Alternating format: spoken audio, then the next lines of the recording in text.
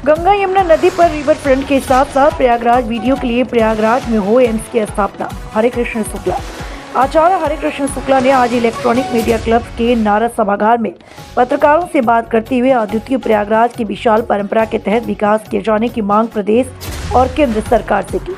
उन्होंने पत्रकारों से बात करते हुए कहा कि उत्तर प्रदेश के गौरवशाली इतिहास में एक प्रमुख बिंदु आज प्रयागराज है, जिसे आज विश्व पटल पर प्रयागराज धाम के नाम से जाना जा रहा है। इसलिए अब यहाँ पर तीर्थराज रिवर फ्रंट बोर्ड का अयोध्या वृंदावन की तर्ज पर विकास हो, जिससे अंतर्राष्ट्रीय स्तर पर इसे पहचान मिले। प्रयागराज के विकास के लिए सीमित महापुरुषों को देश में उचित सम्मान मिलना चाहिए। उन्होंने कहा, एक वर्ग विशेष को चिन्हित करके उनको भारतीय राजनीति से बाहर करना, ऐसी षड्यंत्र को बंद करे।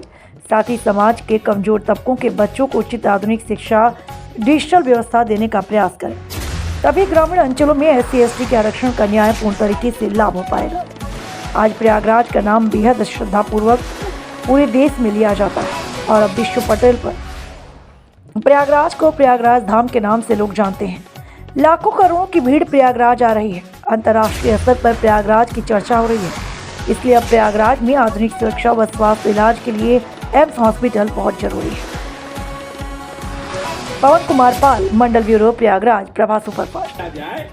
ये हमारा पहला मुद्दा है, ये हमारा प्रयागराज के लिए इन्होंने किया है। हम कृतज्ञ प्रसाद प्रयागवासी इनके लिए एक उचित स्थान, देश से गौरव बढ़ाने के लिए इससे प्रयागराज का गौरव बढ़ेगा, इन नेताओं का सम्मान होगा, अच्छे नेता उत्पन्न होंगे, अर्थात अच्छा कार्य करने वाले लोग उत्पन्न होंगे। एक संस्था है जो अपने लिए कार्य करता है, नेता पॉलिटिक जनता को वोट लेकर के अपने आप को बढ़ाने के लिए काम करता है। एक वो नेता होता है जो वोट जनता के लेकर के समाज के उत्थान और क्षेत्र के उत्थान के लिए काम करता है। आदरणीय मुरली मनोहर जोशी और हेमवती नंदन बहुगुणा इस तरह के नेता। एक मुद्दा तो हमारा एक भी बड़े स्तर का एम्स जैसा हॉस्पिटल नहीं है। यहाँ cancer treatment, kidney treatment, heart transplant या किडनी ट्रांसप्लांट, आपको जो ब्रेन हेमरेज की बीमारियां होती है, हार्ट की कोई बीमारियां होती है, जब सरकार की योजनाएं, जो हमारा अभी जो इंश्योरेंस आया है, मेडिकल इंश्योरेंस, सरकार की बहुत तगड़ी योजना है, आयुष्मान योजना, लेकिन जो हमारे पास मेडिकल ट्रीटमेंट की जगह ही नहीं है, एम्स जैसे विद्यालय, एम्स जैसे संस्थान ही नहीं है। मेरी मांग है कि स्वरूप रानी को एम्स जैसा बनाया जाए, जिससे यहाँ के लोग जो त्रस्त होते हैं बाहर जगहों पर, दिल्ली और बॉम्बे जाके उपचार कराते हैं, वो मरीज बच नहीं पाता ले जाने के समय, उसको कम से कम उचित इलाज मिल सके, ये हमारी मांग है। और कुंभ के समय 66 करोड़ लोग आते हैं, अगर एक इंस्टीट्यूट बन जाएगा तो सबको उचित स्तर पर स्वास्थ्य का लाभ मिल सकेगा। यही मेरी मांग है सरकार से, केंद्र सरकार से, राज्य से।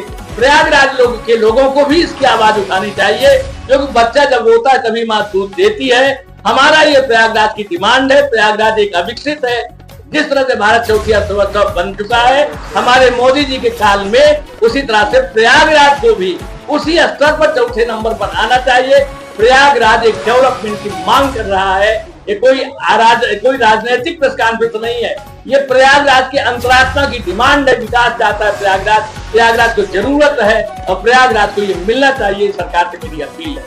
करोड़ लोग कुंभ मेला लगा है, बाहर से लोग आकर के सब यहाँ पर रहे हैं, और आज ये प्रयागराज के कारण जो हमारे देश की अर्थव्यवस्था में बूम आया है, 2 लाख करोड़ रुपए का फायदा हुआ है। हम चाहते हैं केंद्र सरकार और राज्य सरकार से कि जो हर साल यहाँ माघ मेला लगता है, 6 साल में कुंभ लगता है, 12 साल में कुंभ लगता है, तो अगर पर्यटक स्थली के रूप में संगम को डेवलप कर दिया जाए तो यहाँ 8-10 विधानसभाएं अपने आप डेवलप हो जाएंगी, अर्थव्यवस्था यहाँ पर मजबूत हो जाएगा, पर्यटन के लिए विकसित हो जाएगा, और परमानेंट जो हमारी जाम की समस्या होती है और प्रयागराज में जो कुंभ के समय पैनिक होता है, वो सब बंद हो जाएगा।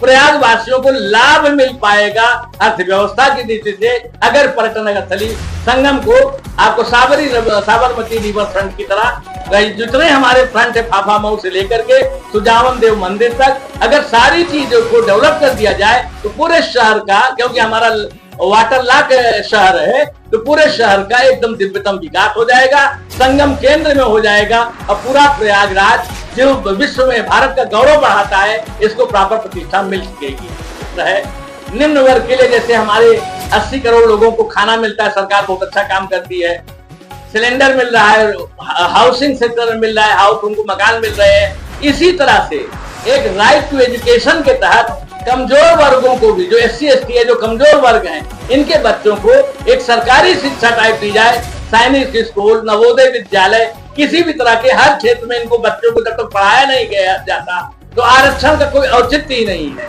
और दूसरा, हमारा जो मध्यम वर्गीय तबका है, इनका 25% पैसा जो एक शिक्षा माफिया है, मूलतः 25% इनका पैसा चला जाता है उनके पास। अब वो लोग टैक्स से छूट भी लेते हैं सरकार से, और उस पैसे को कमा करके मध्यम वर्ग हमारा कमजोर हो रहा है। ये लोग होटल बनाते हैं, तमाम बिजनेस करते हैं, और इसके साथ साथ विदेशों में भी पैसा ले जाते हैं। ये एक समाज से पैसा समाज को गरीब करके ये पैसा कमाते हैं। इसके लिए भी भारत में एक रेगुलेटरी अथॉरिटी हो जिससे मध्यम वर्ग के शोषण को बचाया जा सके, और इनको जो इनकम टैक्स में छूट मिल रही है, इस छूट को भी जिनको जरूरत है उनको केवल छूट दी जाए, अन्यथा इन लोगों को ये डायरेक्ट किया जाए कि ग्रामीण क्षेत्रों में, शहरी क्षेत्रों में ये लोग स्कूल खोलते हैं, सारा लाभ ले जाते हैं ये लोग, क्योंकि शिक्षा नो प्रॉफिट नो लॉस का व्यवसाय है। इसका ग्रामीण अंचलों में इनको रेगुलेट किया जाए जिससे हमारे देश में शिक्षा का स्तर बढ़ सके। इनकम टैक्स ऐसी अथॉरिटी होनी चाहिए जो इनका ऑडिट करे, इनके पैसों का ध्यान दे, ये लोग इसमें भ्रष्टाचार न करने पाए। इसके लिए भी सरकार को बहुत आवश्यकता है ध्यान देने की, एक रेगुलेटरी अथॉरिटी बनाने की। सारा मध्यम वर्ग त्रस्त है, कमजोर हो रहा है, ये लोग उनका पैसा लूट करके अपने अपने बच्चों को सेट कर रहे हैं। ये न्याय है, ये न्यायपूर्ण नहीं हो सकता। कि अपने घर की समस्याओं को हमने देखा है, पहचाना है।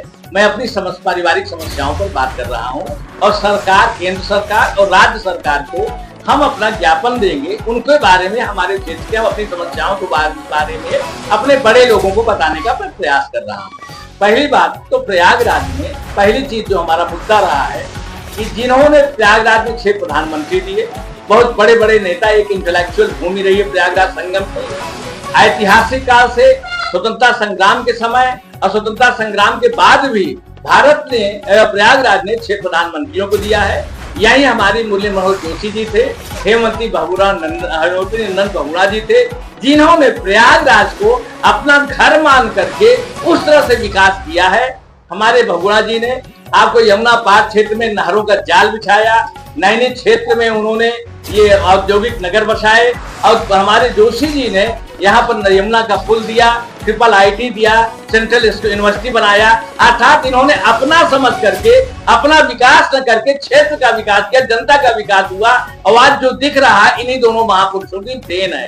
पहला तो मुद्दा ये है कि ऐसे हमारे गौरवशाली पुरुषों को भारत में सम्मान मिलना चाहिए, उनके काम को चिन्हित किया जाना चाहिए, रिकॉग्नाइज किया जाना चाहिए, जिससे भारत का साथ ही साथ प्रयागराज का गौरव बढ़े। इन दोनों महापुरुषों को हम भारत सरकार से मांग करते हैं कि इनको भारत रत्न दिया जाना चाहिए। इनका चरित्र, इनका व्यवहार, इनका जीवन ये अनुकरणीय रहा है। ऐसे लोगों को देने से हमारे समाज में नेताओं के लिए भी एक प्रेरणा मिलेगी और लोग अपना मान करके क्षेत्र का विकास करेंगे।